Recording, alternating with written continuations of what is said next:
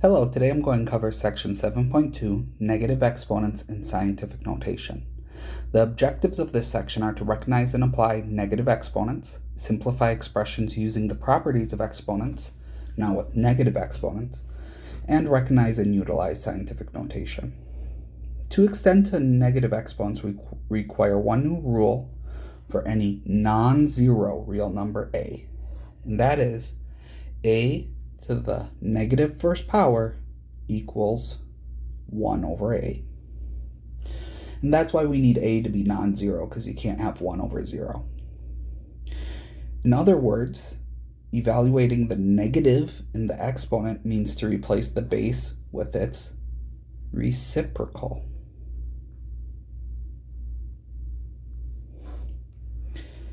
This extends to whatever base we have, even fractions. For example, a over b to the negative 1 would be b over a.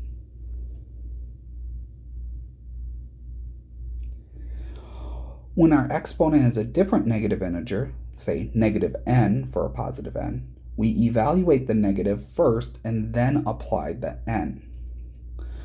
So as you can see, a to the negative n, we would say is a to the negative 1 power to the n, which equals 1 over a to the n.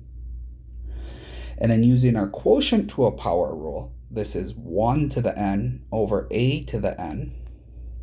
And then 1 to any power is just 1, so we get 1 over a to the n. Or if you have a fraction, a to the b to the negative n is the same thing as a to the b to the negative 1 to the n power. And then a to the b to the negative 1, you take the reciprocal, so b over a to the n, and then using the quotient to a power rule again, we get b to the n over a to the n. Note that for all of our properties from the previous section, same base, same power, and power to power laws still apply when dealing with negative exponents. Use properties of exponents to simplify the following expressions. Write your final answers with positive exponents only. Okay, so we have x cubed times x to the negative second power. So the first thing I'm going to use is actually the product of same base rule. So that this is x to the 3 plus negative 2, which is x to the 1, which is x. There are no negative exponents, so we are done. Next we have x squared times y cubed to the negative third power. Well, using our negative exponent rules, I know that this will be the same thing as 1 over x squared y cubed to the positive 3 power. And then using the product to a power rule, that's the same thing as 1 over x squared to the third power times y cubed to the third power, which then simplifies further using the power to a power rule, x to the 6th times y to the 9th after doing 2 times 3 and 3 times 3. 1 over x times y to the negative 2 power now. Using our negative exponent rules, this is x over y to the 1 to the positive 2 power, which is then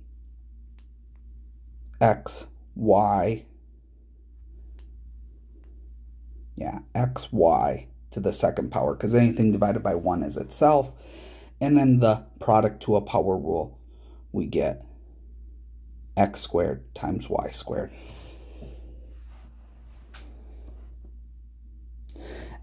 And then the last one is x to the 5th divided by x to the negative 8th. So I'm just going to use the quotient rule for same bases here. So that would be x to the 5 minus negative 8. Well, minus a negative is plus, so that's 5 plus 8. So this is x to the 13th power. And that's how you use negative exponents with your exponent rules. Part 2. Scientific notation. Exponents provide an efficient way of writing and computing with very large and very small numbers. Numbers in scientific notation are in the form c times 10 to the n, where c is greater than or equal to 1, but less than 10, and n is an integer.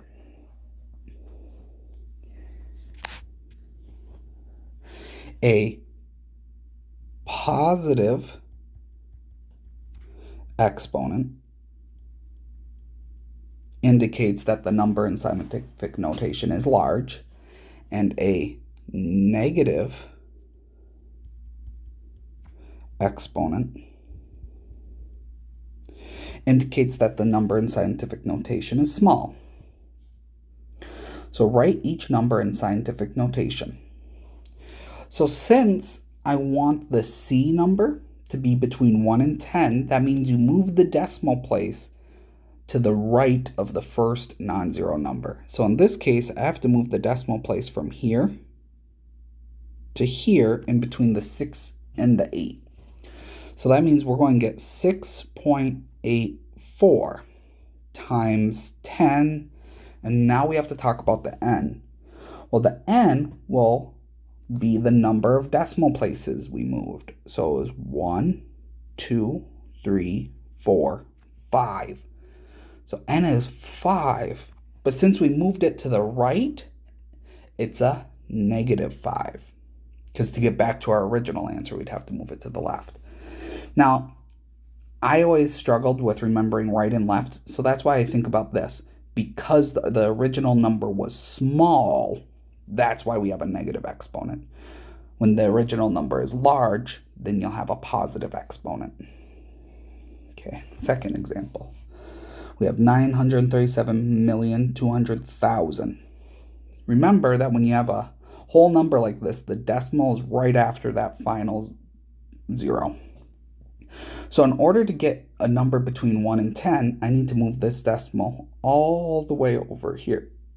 So we get 9.372 times 10 to the, 1, 2, 3, 4, 5, 6, 7, 8. And then since this was a large number, it would be a positive 8. Example 3. Write each number in decimal notation. So here we have 4.4836 times 10 to the third. Well, since that 3 is positive, that means I started out with a big number. So I have to move this decimal place 3 places that will make the number bigger, not smaller. So I have to go 1, 2, 3. So we get 4,483.6. Then we have 1.81 times 10 to the negative 6. Well, since it's a negative 6, that means my starting number was small. So I have to move this decimal place in a direction that will make my number smaller, which is this way. So 1, 2, 3, 4, 5, 6. And all those places where there weren't digits, you fill those in with zeros. So our original number was 0.000000181. And then it's always a good idea to put a number to the left of the decimal point, so 0. So that's how you convert between decimal notation to scientific notation and scientific notation to decimal notation. And then example 4. Use a combination of irregular arithmetic, algebraic, and exponent properties to evaluate each expression. Write your answer in scientific notation. So for 1, we have 2 times 10 to the 9th times 3.4 times 10 to the negative 4th. So the first thing I'm going to do is use the commutative property of multiplication to make this 2 times 3.4 times 10 to the 9th times 10 to the negative 4th. And that is so that we have the same bases next to each other. Well, then 2 times 3.4 is 6.8 times 10 to the 9 plus negative 4. So this is 6.8 times 10 to the 5th. Now, as long as the 6.8 is in between 1 and 10, not equal to 10, you're good. You don't have to do anything else. Okay. 2. 3.6 times 10 to the 12th divided by 6 times 10 to the 5th. So I'm going to use a fraction property first, that this is 3.6 over 6 times 10 to the 12th over 10 to the 5th. Well, 3.6 divided by 6, that is 0.6 times 10 to the 12 minus 5, which is 0.6 times 10 to the 7th. So we've done all the calculations correctly, but this is not an acceptable scientific notation answer because 0.6 is not between 1 and 10. So what I have to do is, because this is a small number, I have to move my decimal place over to make it a 6. But since it was a small number, that means I have to adjust my exponent by a negative number. Well, since I moved it over 1, that means this would be 10 to the 7 minus 1, or 6 times 10 to the 6th. And that is it for section 7.2.